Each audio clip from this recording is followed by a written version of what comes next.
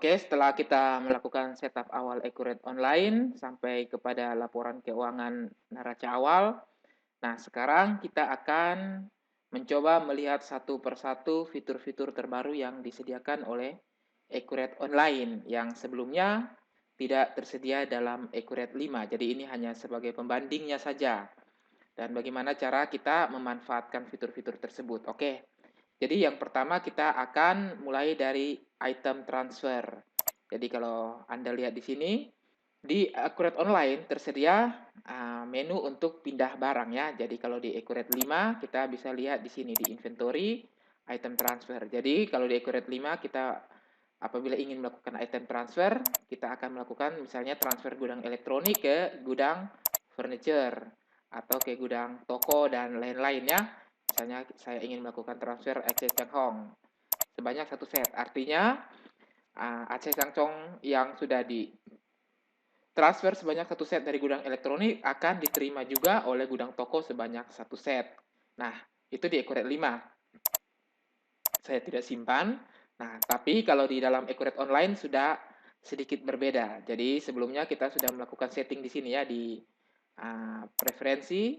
Kita setting lagi di bagian GL akunnya.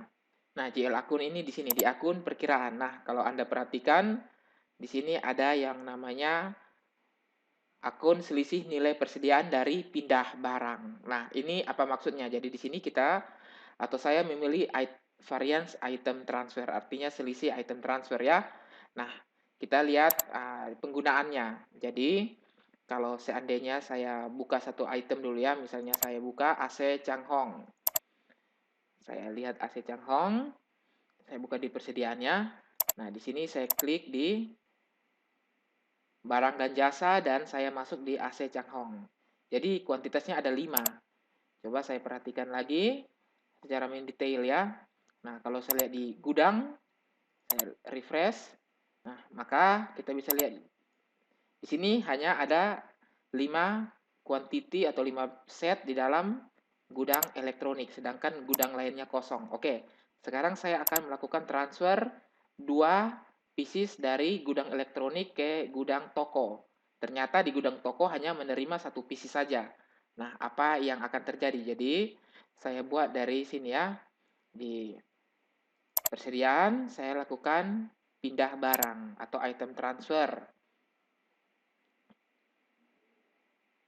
AC Changhong dari gudang elektronik ke gudang toko. Jadi saya pilih di sini kirim barang ya. Nah, kalau di Accurate tidak ada kirim barang seperti itu ya. Nah, kirim barang, saya pilih gudangnya dari gudang elektronik dan gudang tujuan saya pilih gudang toko. Nah, seperti ini ya. Tanggalnya misalnya di tanggal 1 Januari 2016 ya. 01/01/2016. Jadi anggap saja kita sudah melakukan transaksi di bulan Januari 2016. Nah, di sini saya memilih barangnya adalah AC Changhong. Sebanyak saya buat di sini sebanyak 2 set.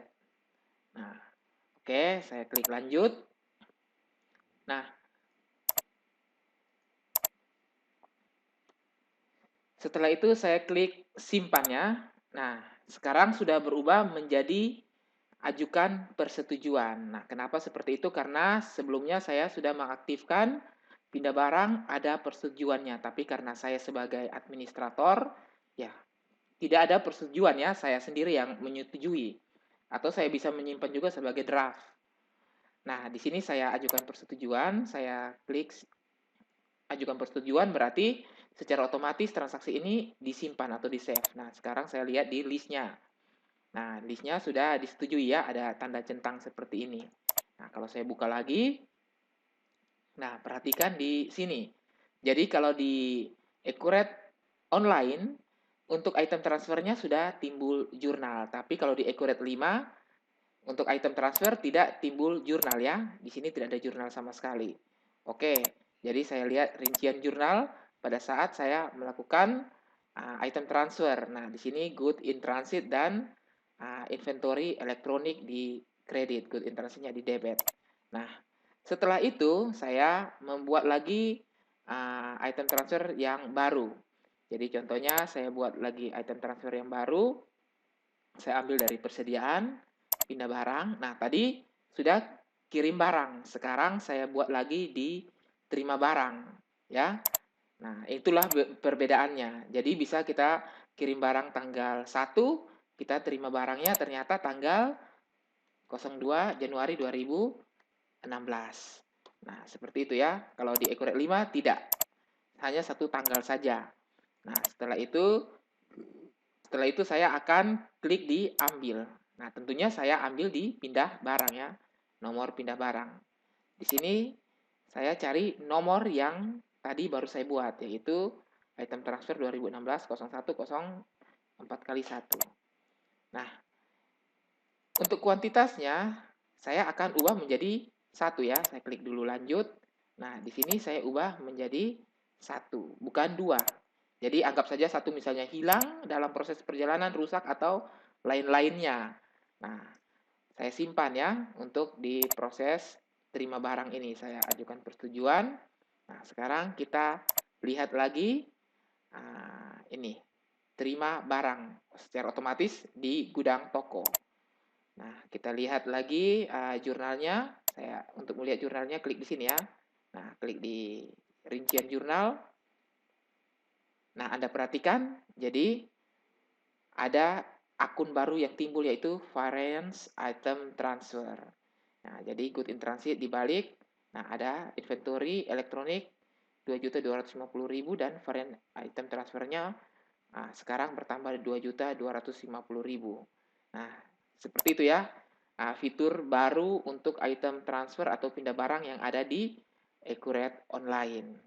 Jadi di sini kita bisa juga tambahkan komentar. Misalnya komentar, maaf, kita bisa menambahkan dokumen attachment file ataupun komentar. Jadi misalnya saya tambahkan komentar 1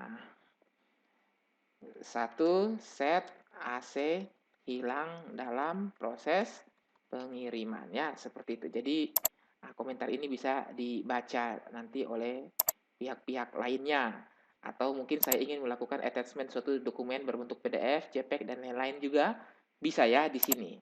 Nah, ini adalah fitur terbaru dari Accurate Online. Nah, apabila saya ingin mencetaknya juga bisa. Oke, saya klik di simpan atau save. Setelah itu saya close saja. Nah, sekarang coba kita perhatikan di barang dan jasanya di AC Changhong ini ya. Jadi kalau saya lihat di AC Changhong, saya buka lagi untuk AC Changhongnya. Sekarang kita lihat di saldo ya.